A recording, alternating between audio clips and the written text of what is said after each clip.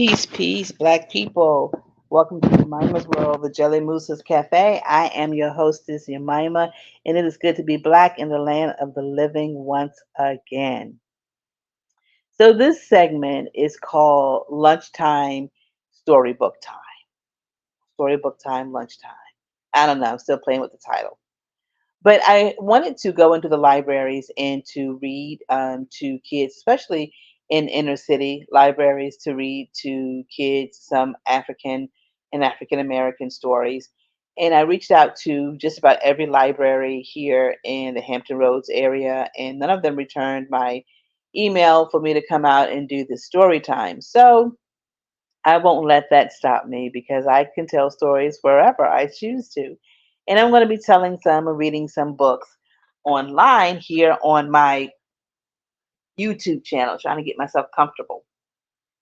So today's story is called In the Times of the Drums, and it is written by Kim L. Siegelson and illustrated by Brian Pinkney.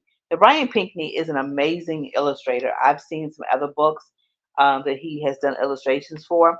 So he's also the illustrator of this particular um, book. Now, of course, you won't see the illustrations. You have to buy the book in order to get the illustrations, but you can see um, with my avatar with the thumbnail print of what the front of the book looks like, and the illustrations that's on the front are just as amazing as the ones inside. So let's get into it.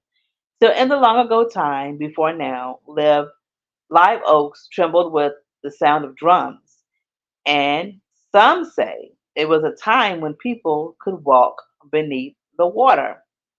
It used to be that ships as big as barns would land at the dock near Tea Kettle Creek, slave ships bringing African people to work on plantations. Some of the Africans who lived on the island made goatskin drums to remind themselves of home where they wished to return. Young Mentu had never known Africa. He was born an island boy, but grandmother Twee, she had Africa in her blood, and she longed for home. Thanks to Twee's teaching, Mentu has learned to play the drums, has learned to respect the strength of their music. When a slave ship carrying Africans docks at Tea Kettle Creek, sending out the beat of drums, a roar coming from the Africans inside the ship who are pounding for their homeland, the beat calls to Twee, urging her to seek freedom. The only place freedom lies is in the murky waters of Tea Kettle Creek. Now Twee must choose between the drum's lure, islands, and the island young Mentu calls home. All right, so let's get into it. In the times of the drums. In the long ago time before now, on an island fringed by marsh meadows and washed by ocean tides, men and women and their children lived enslaved. This was the time when giant live oaks trembled with the sound of drums. Some say it was a time when people could walk beneath the water. Used to be in those early days, ships as big as barns would land at a dock on a bluff near Tea Kettle Creek. Pirate ships with treasure to bury, cargo ships filled with cinnamon, slave ships bringing African people to do work on plantation farms. Some of those Africans came knowing how to carve wood and make sweetgrass baskets and goatskin drums. With those things, they reminded themselves of home, and they wished to go back there. One boy named Mentu had never known Africa or longed for it. He was an island-born boy. Mentu could scoot to the top of a live oak faster than a brush-tailed squirrel, could lift the black iron skillet above his head with one hand, even though he still wore shirt tails. Look how strong I am, he would say to his grandmother Twee. Twee would smile and cluck her tongue at him. Stop your fooling, lest the overseer catch you. Your time for strong will come soon enough. When? Mentu would ask. Twee would not say. Mentu had always lived with Twee. The islanders, black and white, all feared her. Africa had been her birthplace. There she had learned powerful root magic at her own grandmother's knee. Igbo conjure woman, the islanders called her. older than anyone living, they say. But Mentu paid them no mind, had only shown kindness to them. You see, Twee loved Mentu like her own soul, like the faraway rivers and mountains of her native land. Some say her first breath had come from her. His first breath had come from her own mouth. That, as a new babe, he had been still until she whispered the secret of life onto his tongue. He wailed at the truth of it and waved his fist at her and at the charm bag she held out to him. Not with fists, she said, gathering him against her chest. Listen close and learn how to be strong. He had slept to the sound of Twee's heart. Every day, Mintu went with Twee to take water to the fields. He carried 2 buckets by himself. Strong as that made him seem, he was a mischievous making boy, all the same. The bucket handles pinch my hands, he sometimes complained to Twee. You carry the water for me today. No, sir, she would say and cluck her tongue. Twee can't be taking up your burden from you. Look out to the field workers when your hands is aching and you count your luck. Soon it be your time to be strong, strong. Twee won't be helping you then. How will I know to be strong, strong if you don't tell me? Mintu asked. Twee still would not answer. She knew many secrets. She shared only what she wanted. Mintu looked to the fields and watched the people bend beneath the blistering in so- sun to slave in soil planted with cotton and cane and blue indigo seeds. Saw how they worked from dark morning to dark of night, harvesting what they could not keep. So they worked from can't see to can't see. Twee told him that the long, hard work had broken them, made memories of Africa sink so far back in their minds that they could no longer be reached. The old ways had slowly slipped away and left behind like sweet drops in the newly plowed road. But Twee remembered the time before, spoke the old words to herself in the morning while she worked. She sang African songs to Mentu in the afternoon until he could sing them back. At dinner, told him old stories so rich that he could almost smell the sweet scented air of her homeland. The skin drum between her own knees and taught him ancient rhythms until they felt as natural to him as his own heart beating. Their ride then come a day so hot even the gnats hushed their whining to sit among the tree shadows. Their breathless quiet Mintu and Twee filled their buckets with well water. Before they could carry them to the fields, they heard the sound of drums beating from the far end of the island. Bop, boom, boom, bop, boom, boom. It was a message in rhythm that meant a ship has come, a ship has come. Meant to beat his own drum, be bow, be bow, which means we hear, we hear. He and Twee gathered with everyone else at the bluff to see what the ship had brought. It flew a Spanish flag, but did not carry gold or jewels or sweet spices from India. The ship held a whole village of Igbo people in the African kingdom of Benin. They had been captured by the ship's owners and brought to the island to be sold. Their ride across the ocean passage had been long, with many days spent in airless dark beneath the pitching decks of the ship. When the ship docked at the bluff, the Igbo people could no longer hear the crash of the ocean waves, only the groan of the ship, the flapping sails, and their own harsh breathing. They trembled and waited quietly, listening to learn something of their fate. Through the wooden side of the ship came the sound of the island drums, the music of Africa. Has some magic brought us home? They cried. They drummed in answer, using their feet on the wooden floor. Mintu heard the rumble of their pounding feet and it spoke him like the beating of his heart. We are home! We are home! The people drummed, but they were far away from home.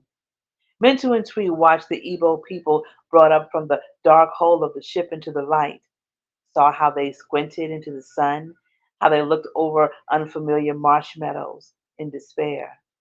The ship had not returned them to Africa. would never take them home again. Try as the ship's captain might to make them move, the evil people refused to set foot on the island.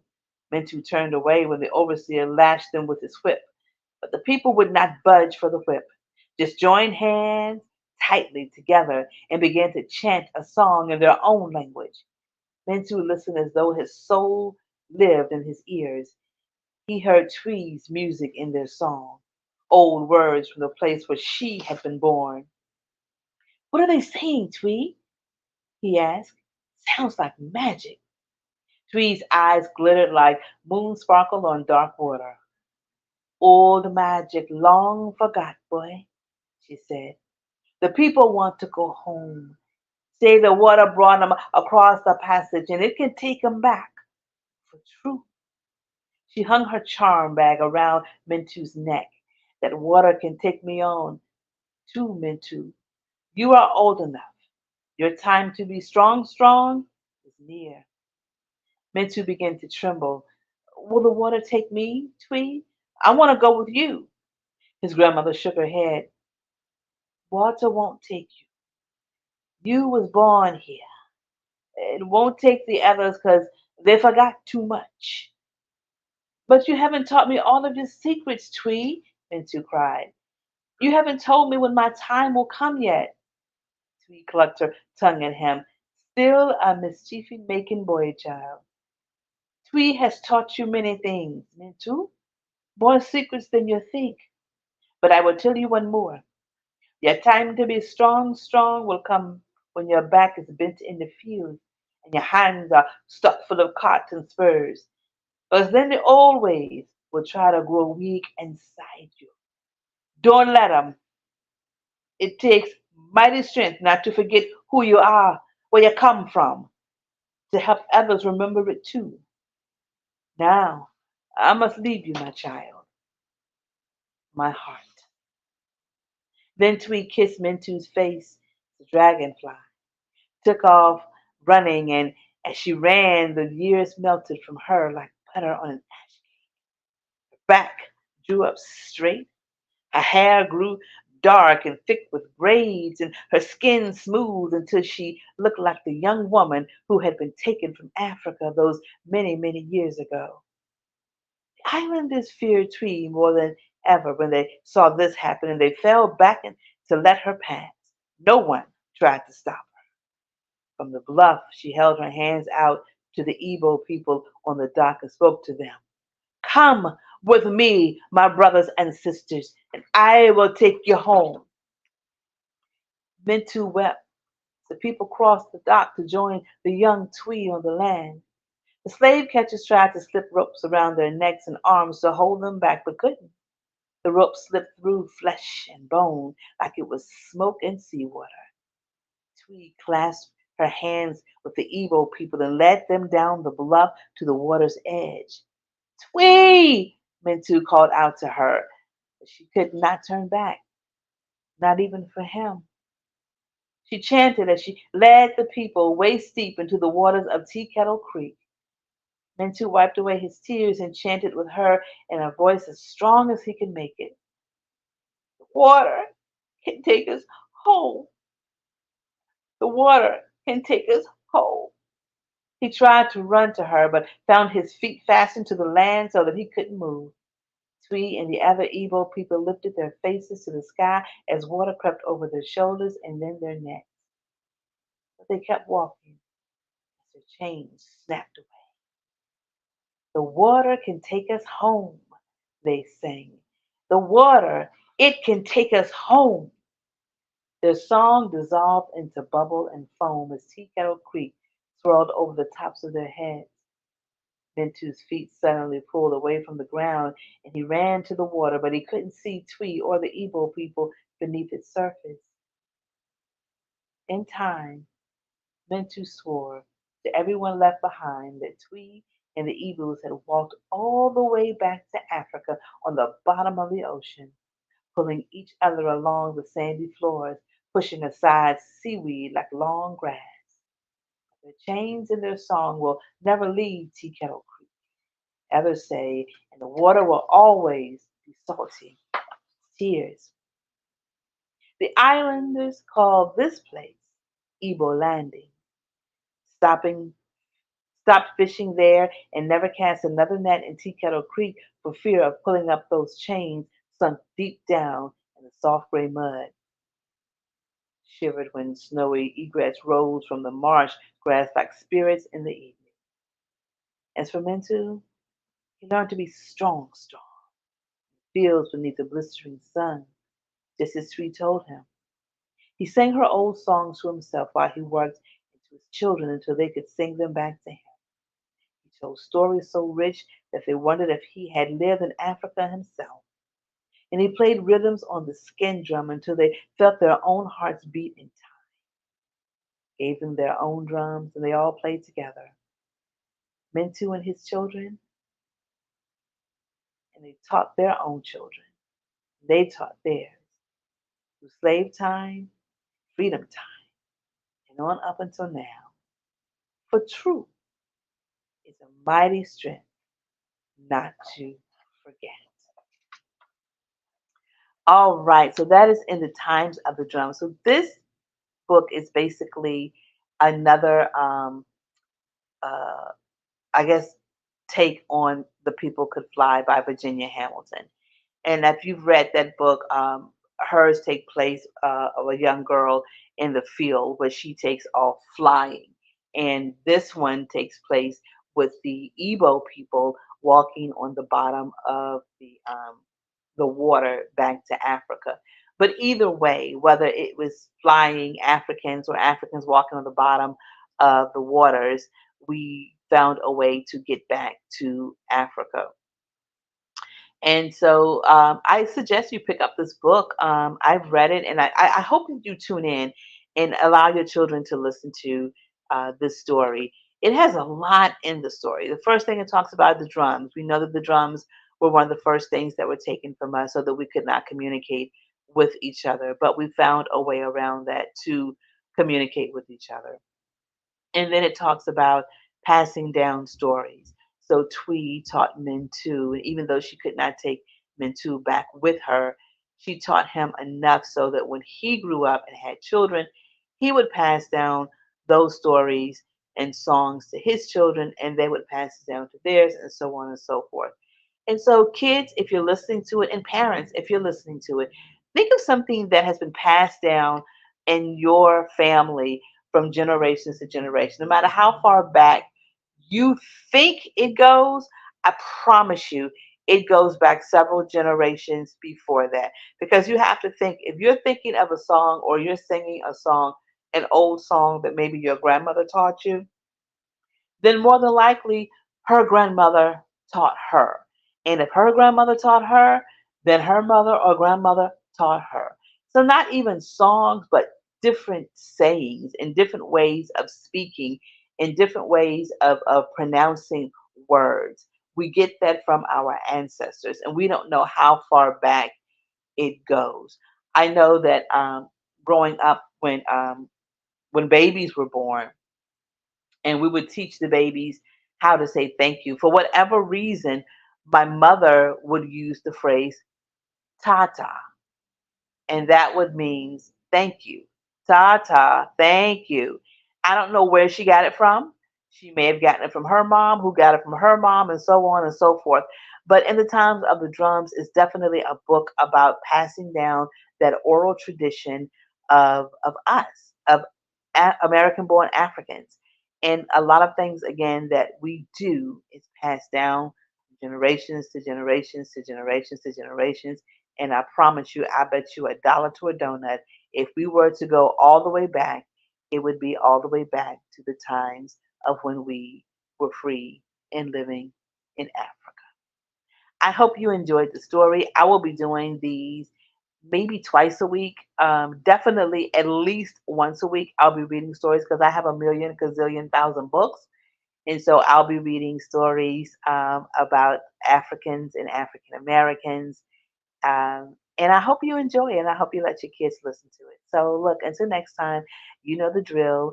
Love each other, love yourself, give yourself some grace, give other people's grace. Take care of yourself, stay healthy, stay safe, and stay black. Until next time,